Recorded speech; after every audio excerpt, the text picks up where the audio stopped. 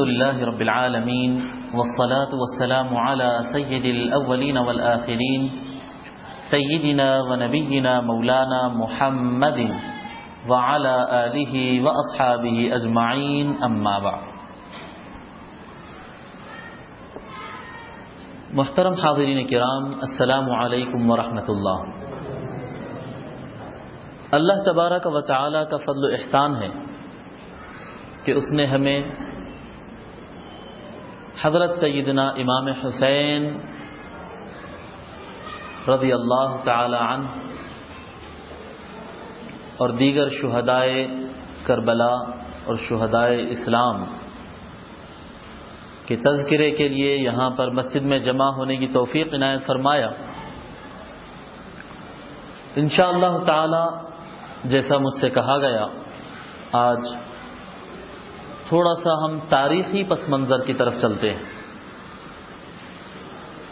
دیگر خطابات ہو چکے یہاں پر،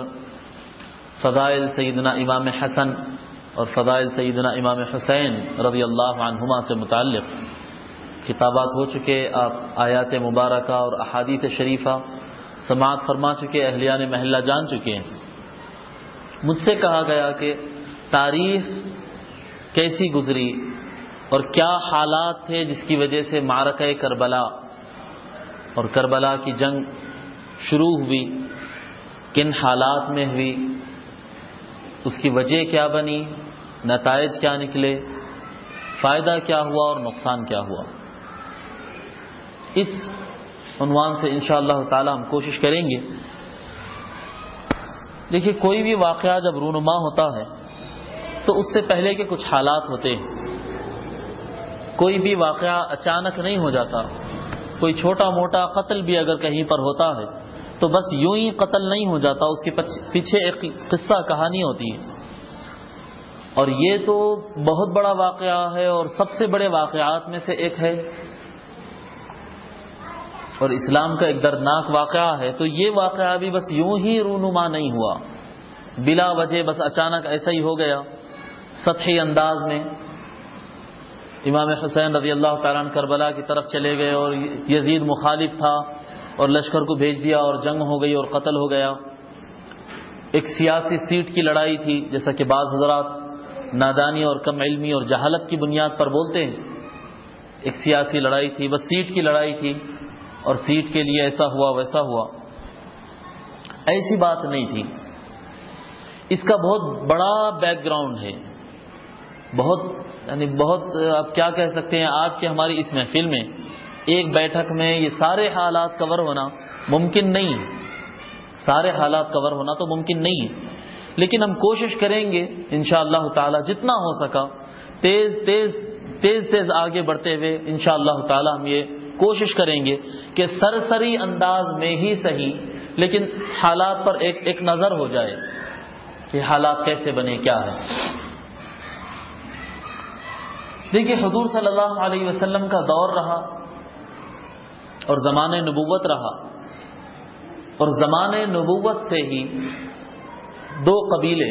بلکہ آغاز اعلان نبوت سے پہلے اعلان حضور صلی اللہ علیہ وسلم جو 40 سال کی عمر مبارک میں نبوت کا اعلان کیے تھے اور لوگ کو دین اسلام کی طرف بلائے تھے، اس سے پہلے سے ہی بتا رہا ہوں میں آپ کو کہ قریش، مکہ کا جو بڑا قبیلہ تھا قریش، معزز جو فیملی تھی، بڑا خاندان، وہ قریش کے اندر پھر کئی قبیلے بنتے تھے، چھوٹے چھوٹے چھوٹے. قریش ایک بہت بڑا خاندان ہے. وہ بڑے خاندان کے اندر چھوٹے چھوٹے کئی قبیلے بنتے ہیں. ان کئی قبیلوں میں دو مشہور قبیلے ہیں، ایک ہے بنی ہاشم اور ایک ہے بنی امیہ. ایک بنی ہاشم جو حضور صلی اللہ علیہ وسلم کا خاندان ہے، حضرت مولا علی کا خاندان ہے، حضرت ابو طالب کا خاندان ہے، حضرت سیدنا عبداللہ رضی اللہ تعالیٰ عنہ کا خاندان ہے. اور ایک ہے بنی امیہ. بنی امیہ یہ ابو سفیان کا خاندان، امیر معاویہ کا خاندان، حضرت عثمان غنی رضی اللہ تعالیٰ عنہ کا خاندان ہے. اور اس طرح یہ بنی امیہ اور یہ دونوں خاندان بڑے خاندان تھے، صاحب ثروت خاندان تھے اور صاحب حکومت خاندان تھے. یہ لوگ کی چلتی تھی، خانہ کعبہ اور مکہ مکرمہ میں یہ لوگ کی چلتی تھی. اور شرافت کے اور رتبے کے اعتبار سے شرافت اور موقف اور ان کی جو ڈومینیشن چلتا تھا اور ان کا یعنی نسبت کی طہارت تھی اور خاندان کے اعلیٰ ہونے کے اعتبار سے بنی امیہ سے تھوڑا اونچا درجہ رکھتا تھا بنی ہاشم، تھوڑا اونچا درجہ رکھتا تھا خاندان بنی ہاشم. سو آپ جانتے ہیں جب کوئی گورنمنٹ ہوتی ہے تو اس کی ایک اپوزیشن ہوتی ہے. جب کوئی گورنمنٹ ہوتی ہے تو ایک فطری بات ہے، دو آدمی اگر الیکشن لڑے اور ایک آدمی جیت جائے اور ایک آدمی ہار جائے، ہارنے والا کمزور آدمی نہیں ہوتا، وہ بھی بڑا طاقتور ہوتا ہے لیکن اس کے مقابل میں تھوڑا کمزور رہتا ہے. جو سیکنڈ پوزیشن پر آتا وہ بھی طاقتور ہوتا ہے لیکن اس کے مقابل میں تھوڑا کمزور پڑ جاتا. اور اس کا مزاج یوں رہتا جو اپوزیشن پر آ جاتا، جو مقابلے پر آ جاتا، جو گورنمنٹ نہیں بنا سکتا، سو اس کا مزاج ایسا بن جاتا اب جو آدمی گورنمنٹ پر ہے یا سیٹ پر ہے اور عہدے پر ہے وہ جو بھی کام کرتا اس کو غلط ہی نظر آتا، اس کو کچھ صحیح نظر آتا ہی نہیں. یہ مزاج ہے اور یہ سیاست ہے اور اس میں ایسا ہوتا ہے. یہ صرف سیاسی میدان میں نہیں بلکہ کسی بھی میدان میں جو سیکنڈ پوزیشن پر رہتا اس کو فرسٹ پوزیشن برداشت نہیں ہوتی، فرسٹ پوزیشن والا اس کو برداشت نہیں ہوتا. چنانچہ اس دور سے بنی ہاشم اور بنی امیہ میں، ابھی میں بتا رہا ہوں اعلان نبوت سے پہلے کی بات بتا رہا ہوں، اس وقت سے رسہ کشی ہوتی تھی. وہ ان کے اوپر ڈومینیٹ کرنے جاتے، یہ ان کے اوپر ڈومینیٹ کرنے جاتے، اس طرح سے رسہ کشی ہوتی. اور حضور صلی اللہ علیہ وسلم تو واضح الفاظ میں فرما دیے کہ اللہ تبارک و تعالی نے سارے انسانوں میں مجھے سب سے اچھی نسل میں چنا، سب سے اچھے گھرانے میں چنا، سب سے اچھے خاندان میں چنا. جب سب سے اچھا خاندان قریش بنا تو اس کے وہ خاندان کے اندر سب سے اچھا قبیلہ قریش بنا تو اس کے اندر خاندان بنی ہاشم میں سے چنا جو سب سے اچھا خاندان تھا. پھر بنی ہاشم کے گھرانوں میں سب سے اچھا گھرانہ جی عبداللہ کا گھر تھا، عبد المطلب کا گھر تھا، اس میں سے مجھے چنا ہے. تو سب سے شرف کے اعتبار سے، نسب کے اعتبار سے، درجے کے اعتبار سے، کرامت کے اعتبار سے اللہ تبارک و تعالی میرے گھر کو سب سے اچھا گھر بنایا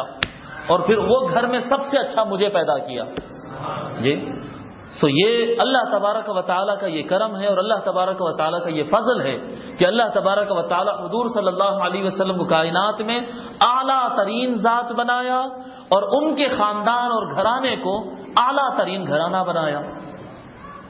پھر اعلان نبوت ہوا، حضور صلی اللہ علیہ وسلم نبوت کا اعلان کیے، لوگ کو اسلام کی طرف بلائے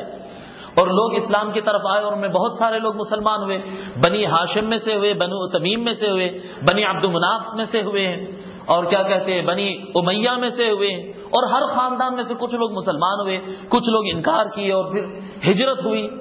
جی ہجرت ہوئی اور حضور صلی اللہ علیہ وسلم کی ہجرت کر جانے کے بعد میدان جنگ 2 ہجری کو حضور صلی اللہ علیہ وسلم اعلان نبوت کے 13 سال تک تو مکہ میں رہے. 13 سال مکہ میں گزارنے کے بعد جب ہجرت کی ہے تو ہجرت کرنے کے بعد 1 سال تو یوں گزرا، دوسرا سال ہجری کا دوسرا سال تھا، جنگ بدر واقع ہوئی. جنگ بدر،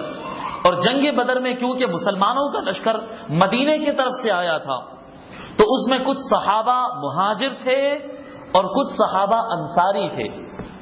کچھ انصاری تھے، انصاری جو ہے وہ تو خالص مدینے کے رہنے والے تھے، ان کو مکہ والوں سے کچھ لینا دینا نہیں تھا، وہ تو صرف اسلام کے لیے آئے. اور مہاجرین بھی اسلام کے لیے آئے تھے، لیکن مہاجر وہ لوگ تھے جو اصل میں مکہ کے رہنے والے ہیں اور رشتہ داریاں ان کے مکے میں ہیں، جائیداد ان کے مکے میں اور سارا کچھ ان کا تعلقات روابط سب مکے میں ہیں، لیکن وہ چھوڑ کر چلے گئے تھے. جب میدان بدر ہوا اور مسلمان اور کافروں کا آمنا سامنا ہوا تو پھر جنگ شروع ہونے سے پہلے یوں اعلان کیا گیا کفار کی طرف سے کہ یہ انصاریوں کو ہم نہیں پہچانتے، یہ انصاریوں کو، مدینے کے رہنے والوں کو ہم نہیں پہچانتے، ہمارا تو مقابلہ دراصل محمد ابن عبداللہ سے ہے صلی اللہ علیہ وسلم. حضور کا نام لے کر کہے کہ ہم کو مقابلہ تو ان سے ہے، اگر مقابلے پر اتر آنا ہے تو پھر ہمارے ہی خاندان کے لوگوں میں سے کسی کو سامنے لاؤ، ہمارے اپنے وہ لوگ جو مکہ کے کفار کے اور بت پرستی کے بغاوت کر کے ایک اللہ کا جو دعویٰ کیے ان میں سے کسی کو سامنے لاؤ. تو ہوا یوں کہ اور عرب کا طریقہ تھا اور بڑے بڑے کیا کہتے ہیں قدیم زمانے میں بڑے بڑے جنگ بھی جو ہوتے تھے، جیسا فارس کی جنگ، مصر کی جنگ ہوتی تھی، روم کی جنگ ہوتی تھی، تو ان لوگوں کا بھی طریقہ یہ ہوتا تھا کہ جنگ شروع ہونے سے پہلے دو لشکر آمنے سامنے فاصلے پر کھڑے ہو جاتے اور اپنے پاس سے کچھ ماہر زبردست سپاہی جو ہوتے، طاقتور جو ہوتے، لڑائی میں جو ماہر ہوتے، ایک یا دو تین آدمیوں کو سامنے بھیجاتے، ان کے لشکر میں سے ایک دو تین سامنے آتے، پہلے ان دونوں تینوں میں لڑائی ہوتی ہے آپس میں، ادھر سے دو ادھر سے دو، ادھر سے ایک ادھر سے ایک، ان میں لڑائی ہوتی ہے، پھر اس کے بعد جو رزلٹ نکلتا سو نکلتا، اس کے بعد آگے کی جنگ ہوتی ہے۔ تو ہوتا یہ کہ جس طرف کے آدمی جیت جاتے، یہاں سے ایک آدمی آیا، یہاں سے ایک آدمی آیا، اور یہ آدمی ہار گیا اور یہ آدمی جیت گیا ایک طرف کا، تو آٹومیٹک دلوں کے اندر ایک ہیبت جیسی طاری ہو جاتی ہے کہ ہمارے پاس کا جو سب سے مضبوط سپاہی نکالا گیا تھا، سب سے طاقتور، وہ ان کے طاقتور کے سامنے گر گیا۔ تو ایک دلوں کے اندر ہیبت بیٹھتی تھی، تو وہ ہیبت بٹھانے کے لیے اور اپنی طاقت کا مظاہرہ کرنے کے لیے کہ ہمارے پاس کتنے طاقتور آدمی ہیں، کفار نے 3 آدمیوں کو سامنے بھیجایا، کفار نے، مکے والوں نے 3 آدمیوں کو سامنے بھیجایا، اور حضور صلی اللہ علیہ وسلم 3 افراد کو بھیجائے سامنے، جن میں سے 2 انصاری تھے۔ تو مکہ والوں نے لڑنے سے انکار کر دیا، کہا کہ نہیں، ہماری لڑائی تو انصاریوں سے ہے نہیں، ہم تو پہچانتے نہیں۔ پھر حضور صلی اللہ علیہ وسلم ان کو واپس بلوائے اور دیگر 3 افراد کو بھیجائے۔ جو 3 افراد کو بھیجائے تھے وہ 3 کے 3 مہاجر تھے، جو اصل میں مکہ کے رہنے والے تھے، اور وہ 3 جو مہاجر تھے وہ 3 کے 3 قریش سے تھے، ان میں سے 2 بنی ہاشم میں سے تھے، ان میں سے 2 بنی ہاشم میں سے تھے۔ اتفاق کی بات بتا رہا ہوں کیسے حالات ہوتے دیکھیے۔ اور مکہ کے کفار کی طرف سے جو لوگ آگے بڑھے تھے اس میں سے 2 بنی امیہ کے آدمی تھے۔ پھر وہ یعنی مذہب کے ٹکراؤ تو دراصل مذہب کا تھا، وہاں پر کفر اور ایمان کی لڑائی تھی، لیکن آٹومیٹک ایک نفسیاتی طور پر ایک خاندانی لڑائی بھی پھر بن گئی تھی، وہ نہ چاہتے پر بھی وہ، کیونکہ حضور صلی اللہ علیہ وسلم تو نہیں چاہتے تھے وہ یہ ایسا ہو، حضور نہیں چاہتے تھے، حضور چاہتے تھے کہ کچھ انصاری سامنے اتر جائے تاکہ خاندانی معاملات نہ آئے، لیکن وہ نہیں مانے۔ جو نہیں مانے سو پھر کیا کہتے ہیں، مہاجر لوگوں کو آگے بڑھائے، تو پھر ٹکراؤ ہو گیا کفار کی طرف سے۔ 2 بنی امیہ کے آدمی تھے، کوئی تیسرا آدمی تھا، اور ادھر حضور کی طرف سے 2 بنی ہاشم کے آدمی تھے، جس میں ایک مولا علی بھی تھے، ایک حضرت مولا علی بھی تھے، ایک وہ تھے، ایک اور ایک بنی ہاشم کے آدمی تھے، ایک تیسرے کوئی آدمی تھے، اور ٹکراؤ ہوا، اور اللہ کا فضل ایسا ہوا کہ 3 کے 3 کافر مارے گئے اور 3 کے 3 مسلمان وہاں پر بچ گئے، وہ جیت گئے، غالب آ گئے، ان کو ہرا دیے۔ ایک کیا کہتے ہیں، ایک دہشت کی لہر دوڑ گئی تھی کفار کے اندر کہ سب سے طاقتور 3 ہمارے فوجی 3 کے 3 مارے گئے، ایک کو بھی ہم نہیں مار سکے، اور پھر وہ واقعہ ہوا اور بڑی جنگ ہوئی اور خطرناک جنگ ہوئی۔ وہ جو جنگ ہوئی اس میں امیر معاویہ کے کئی رشتہ دار وہ جنگ میں مارے گئے، جنگ بدر میں جو کہ یزید کے ماموں مارے گئے، یزید کا ماموں مارا گیا، یزید کا نانا مارا گیا، یزید کے دادا کا بھائی مارا گیا،